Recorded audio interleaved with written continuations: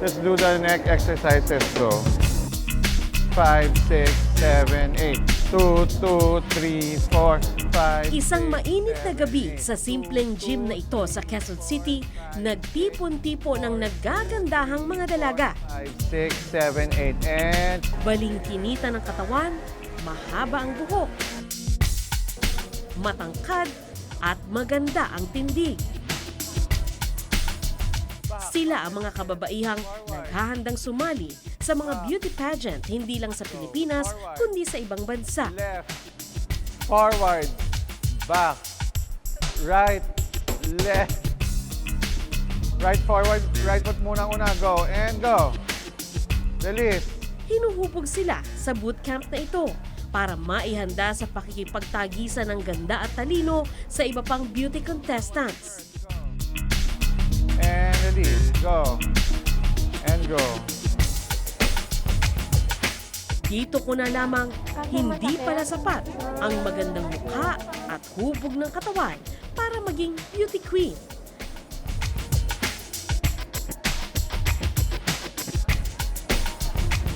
At kailangan mo palang tiisin ang matinding hirap para sa pinakaaasam na korona.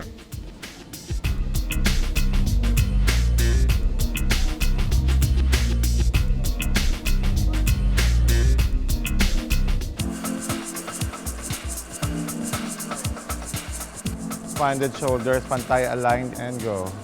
Si Joy Demura, 18 years old, ang pinakabagong estudyante ng Kagandahan Flores. Isa sa pinakamatagal at pinakakilalang training camp para sa mga gustong maging beauty queen. Count, go. Sige lang, tsagain mo lang, go girl. Sige. Dito wait mo, go. Sige, lagay mo lang.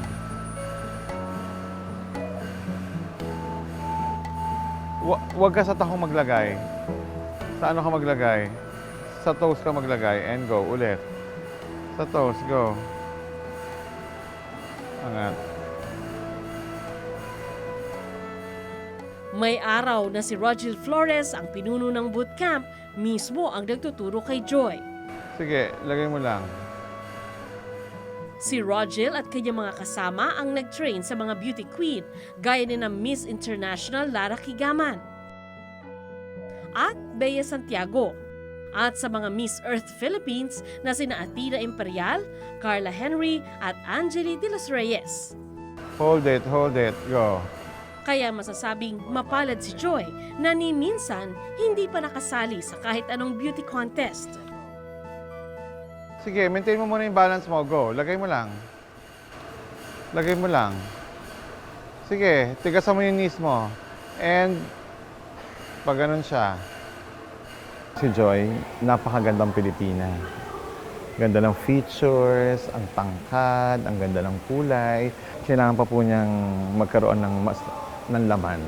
Mas maging rounded pa po yung belt niya. So, i-enroll din po namin siya sa gym. And go. Sige lang, go. Noong gabi na yon, kasabay ni Joy si Angela na 5 beses nang nakasali sa beauty pageant. Kaya mo yan, girl. Go.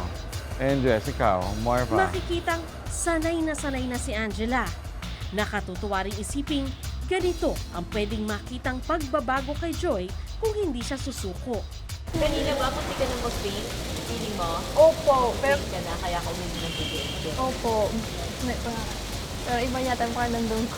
Parang may hilo ako na kahit kunti-kunti, parang parang down din talaga yung paa sa sobrang sakit. Saan masakit? Yung muscle ko po masakit dahil doon talaga pupunta yung lakas. Dapat kailangan doon po talaga yung Oo. okay. Para kahit ang hirap po talaga. Mahirap, oo. Opo.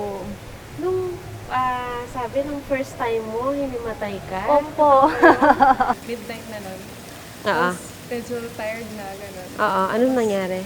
I was smoking po with other candidates.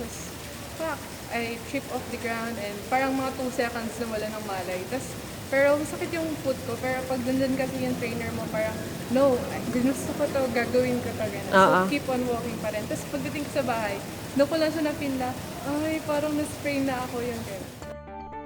Dahil sa kanyang tangkad at natural na ganda, na-discover si Joy habang nagtitinda sa isang souvenir shop sa Boracay. Sabi ko, sino ba yung batang yan? Sabi ko gano'n. Sabi nila, si Joy.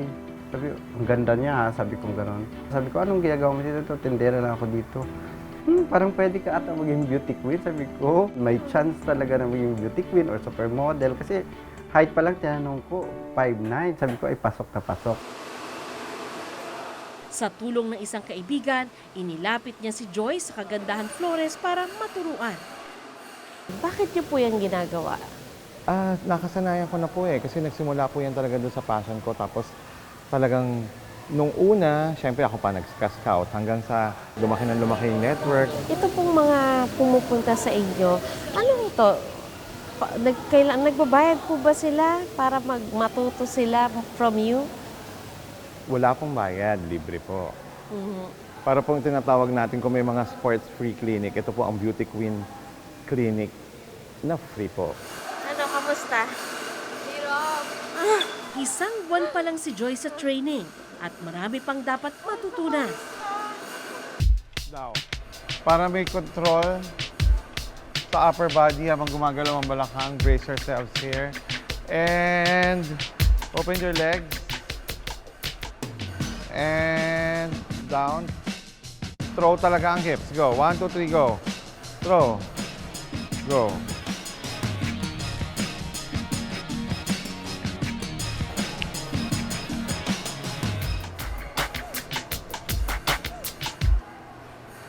Sakit. Sakit. Sakit. And isa pang cycle. Go. Isa pa, go.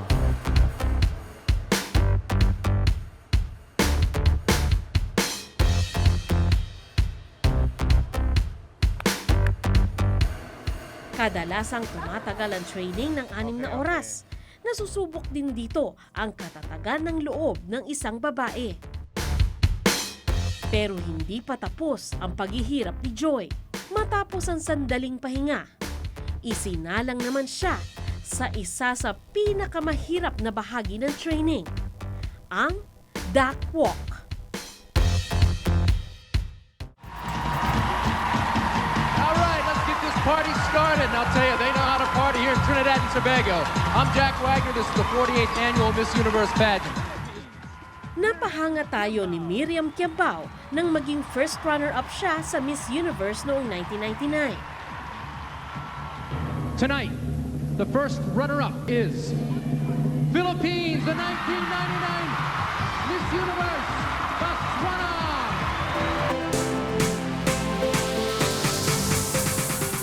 Pero dumaan din daw siya sa hirap ng training sa kamay ng mga eksperto sa Pilipinas at maging sa Venezuela. For 100 times maglalakad ako doon sa isang kwarto na surrounded by mirrors. Tapos meron isang catwalk doon na L-shaped. At maglalakad ako from one end to another in my bathing suit. Philippines! Tapos, kung masyadong malaki yung kembot, kailangan bawasan. Or kung masyadong babawasan, medyo dagdagan. Naging effective siya na yung una kong sumali sa Binibini Pilipinas, yung lakad ko talaga na mainhin, na dalagang Pilipina. Pero pag kinumpara mo after nung training ko, tapos pinanood mo yung videos ko nung lumaban ako, talaga naman yung lakad ko na pak, pak, pak, na iba na yung kembot. Ang mga tulad ni Miriam ang nagsisilbing inspirasyon para sa mga tulad ni Joy na nagsisimula pa lang. Ginagawa natin yung wall exercises as part of strengthening din ng legs and para ma-maximize din ang movement ng hips. Kumbaga, marami pang bigas na kakainin si Joy. Pero wala siyang reklamo sa sakit sa katawan na dulot ng ilang oras na ensayo. Kahit nanonood lang ako, Dama ko ang hirap ni Joy sa paulit-ulit na paglalakad na parang bibe. Ang hirap. Kaya mo pa? Kaya. Kaya pa daw. Sabi ni Joy, may mabigat siyang dahilan kung bakit gusto niyang pumasok sa beauty pageant. Para sa pamilya ko po, kailangan ko po talagang gawin. Na makatulong sa at umawa naman sa hirap na hindi habang buhay na hanggang hirap na lang. Isang professional makeup artist ang nakadiscover kay Joy. Taga-Aklan din kasi si Jong at mahilig din sa beauty pageant. Ngayon, ang bilis eh. Ang bilis ng pangyayari. Kasi before nang kinuha ko siya is parang may goal lang ako para sa kanya. Pero hindi ko iniisip na umabot ng ganito. Nakakatuwa, di ba? Parang gano'n na may napatunayan siya ba ng huli. Proud ka sa kanya na makita Proud na mo proud, oo. Pinatira din ni Jong si Joy sa bahay niya. Hello! Uy! Joy, kumusta? Siya rin ang sagot sa lahat ng gastos. So marami ka na ring sapatos? Oh, ayan po lahat. Ayan po, yung mga sapatos na binibili sa akin. Ito po, bigay po nila ang Gmail. Ito naman, kay Ate Carla po. Tapos kay Mami Jean po lahat. Kay? Mami Jean. Ito yung palagi ko pinapractice tuwing umaga. Nagpa-practice Practice po ako. na? Opo. Oo. Kapag nagpa-practice Paano ka ako, pag kailangan umaga? ganun. Oo. Kailangan may mga exercise din. Nag-exercise ka Opo. rin. Oo. Pati sa mga gawaing bahay, nakasuot din ng high heel si Joy para masanay. Dream ko to become a supermodel o beauty queen or kung mag-artista man yan, okay, dyan ako pa for her naman na to support talaga na, alam mo yon na makamit niya yung gusto ko para sa kanya, happy na ako. Isang buwan ding napawalay sa kanyang pamilya si Joy, kaya sabik siyang makadalaw muli sa kanilang bayan sa Navas, Aklan. Hello, Navas. Kumusta na drama? Okay lang po. Ganda mo na. Thank you. Anong eksena? Doon, sinalubong siya ni Genesis, kaibigan ni Joe, na nag-asikaso sa pagluwas ni Joy sa Maynila. At first, parang yung mother niya, hindi tumitingin sa mata ko kasi parang nako-confuse. Baka, ano ba ito? Ano bang offer yan? Baka naman, parang ganon. So nakikita ko. So ang ginawa ko, imbis na seryoso, naging kengkoy na, kinengkoy ko na lang. Sabi ko, mother, ay baka isipin yung ano ako ha, human trafficker ako. Hindi, huwag kayong mag-isip ng ganyan. Sabi ko, yung friend ko na mag-aalaga sa kanya, ako na lang yung pupunta-punta sa inyo, magre-report kung ano yung mangyayari, kung ano yung nagaganap kay Joy. Isinama kami ni Joy sa high school kung saan siya nagtapos kamakailan.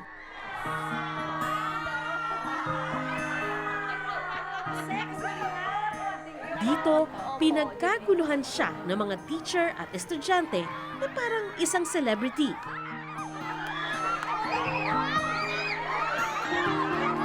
Dahil balita na sa kanilang bayan ang pagtitraining ni Joy, nagkaroon na rin siya ng mga fans.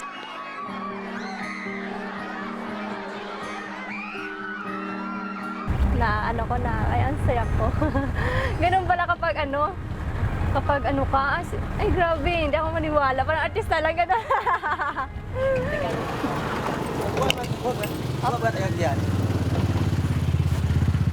Hello, dito na ako malapit sa bahay. Ito po ang munti namin dinadaan. Sumunod, dinala kami ni Joy sa kanilang bahay na nasa kabukiran. Hanggang ngayon, buhay pa rin yung tanim namin doon. Oh my God. Kiss kay Manang, awat kiss. Kiss. Thank you. Ikaw, no, dali. Miss na Manang. Dali, hanggang na. Miss you.